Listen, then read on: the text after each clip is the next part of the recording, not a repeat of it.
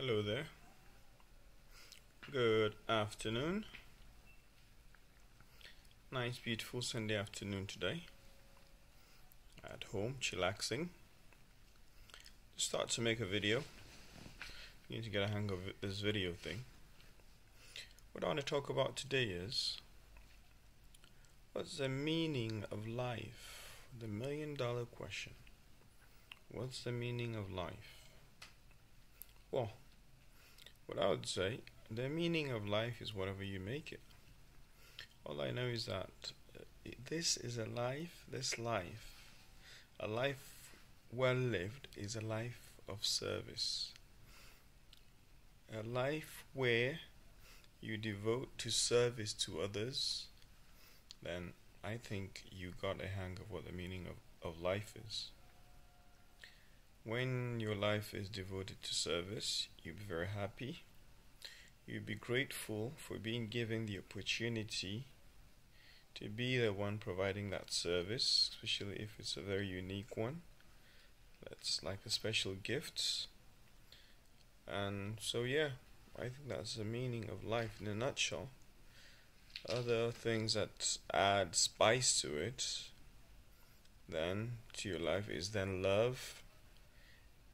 Someone you love, your wife, your parents, your siblings, your children. When there is love in your life, it's a great spice added to life. And, coupled with what the service you're giving, when you love, you have a passion for what you're doing.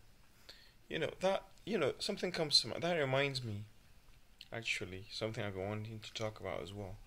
A lot of young people complain that there are no jobs, and that those jobs, there are no jobs and they don't have any entrepreneurial ideas.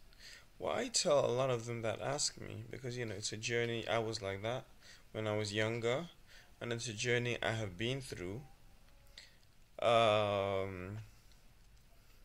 The way to think, the way to find yourself, the way to discover yourself, what you have a passion for, what you want to do. It's basically to think, what would you die for? The great entrepreneur, businessman, philanthropist, free thinker, disruptor, everything, Naveen Jain, talked about how do you find your purpose. You find your purpose by thinking about what you would die for. What would you die for? Just think, what do you have such a passion for that if you have to die for it, you would die for it? And that particular thing, don't die for it, live for it. Which means plan your life around that thing. Do everything you can to do that thing. By the time you discover that, it might be a bit hard, inertia, issues, before you break out and really get going. Might be a bit difficult, maybe funding, maybe you have to learn an extra skill, anything like that. But by the time you really discover what you would die for and you live for it, oh my God, this life is just gonna be absolutely wonderful. My belief is that there's a creator. So you pray to your creator, and the way you're supposed to, not the way you feel like it, the way you're supposed to, because that's also a litmus test that you have commitment to what you believe. And when you have a commitment to what you believe, your faith, automatically you develop commitment to what you have a passion for. And that thing you have a passion for, if you live for it, you do a lot of great things. What examples should I give you? Is it Bill Gates? He had a passion for computers and he lived for it. Look what he is now. Steve Jobs. I mean, if you've not seen the movie of his life, I would really recommend it. I think the movie is called Jobs or something like that. Really, really recommend it.